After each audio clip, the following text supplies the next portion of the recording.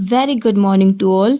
SSC CGL 2025 की notification out हो चुकी है, तो आप लोग फॉर्म भर लेना जिनको 2025 में एग्ज़ाम देना है। अब जिनकी मेरी तरह प्रिपरेशन स्टार्ट अभी 2-3 महीने में ही हुई थी, तो उनके लिए तो दिक्कत है कि उनका तो सिलेबस कंप्लीट ही नहीं हुआ है। तो एसएससी सीजीएल एग्ज़ाम की टेंशन ख़त्म करने के लिए जो भी स्टूडेंट एसएससी सीजीएल की अभी तैयारी कर रहे हैं, उनके लिए गुड न्यूज़ है। तैयारी को और भी फोकस्ड और पावरफुल बनाने के लिए एसएससी वाला ले आया है एग्ज़ाम टारगेटेड बैचेस, जिसमें सिलेबस एग्ज़ाम से पहले होगा कंप्लीट, वो भी टेस्ट सीरीज़ के साथ। सूर्य 3.0 एसएससी सीजीएल 2025 टारगेट, जिसमें टायर 1 टायर 2 दोनों ही कंप्लीट होगा। तो ऑलरेडी नोटिफिकेशन आ गई है, तो टाइम बिल्कुल वेस्ट मत करो, तैयारी अभी से शुरू करो और कंसिस्टेंट रहो। तो इस बैच में आपको मिलेगा 350 plus hours of interactive live classes, 500 plus hour of recorded classes, 10 full mock test और 10 मिनी मॉक टेस्ट। साथ ही में free monthly e magazines, daily topic wise DPP, quiz with solution. और हाँ, ये सारे बैचेस हिंदी इंग्लिश मोड दोनों में होगा, तो दोनों लैंग्वेज के स्टूडेंट के लिए परफेक्ट है। अब सोच के टाइम वेस्ट मत करो, नीचे दिए गए लिंक पर जल्दी से क्लिक करो। मेरा कूपन कोड है DAISSC10। यूज़ करते ही आपको मिलेगा 10% का इंस्टेंट डिस्काउंट। तो बैच ज्वाइन करने के लिए नीचे दिए गए लिंक पर क्लिक करें।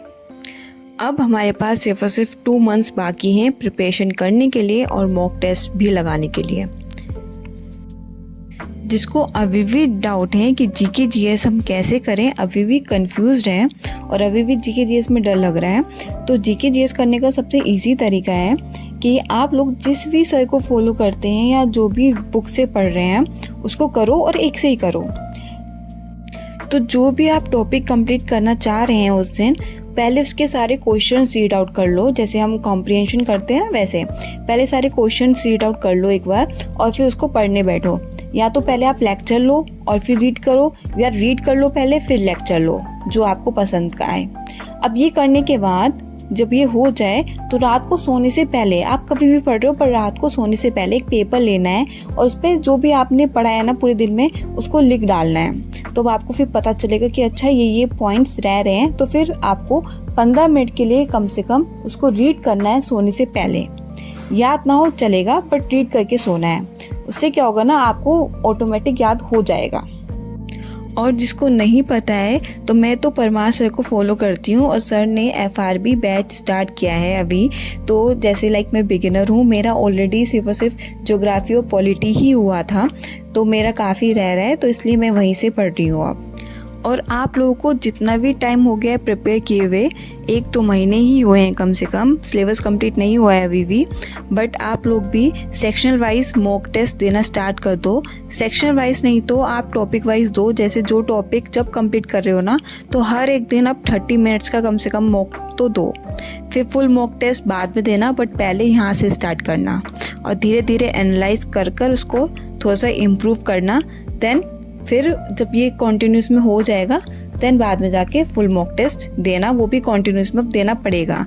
अगर 2025 में एग्ज़ाम देना है तो मॉक टेस्ट के बिना नहीं दे सकते। तो अब हमारा इस मंथ का चैलेंज होगा, हमें 5 चीज़ें ध्यान में रखनी है। पहली कि जितना भी हम पढ़ रहे हैं उसको एकदम कंसंट्रेट होकर पढ़ना है, डिस्ट्रैक्ट बिल्कुल नहीं होना है।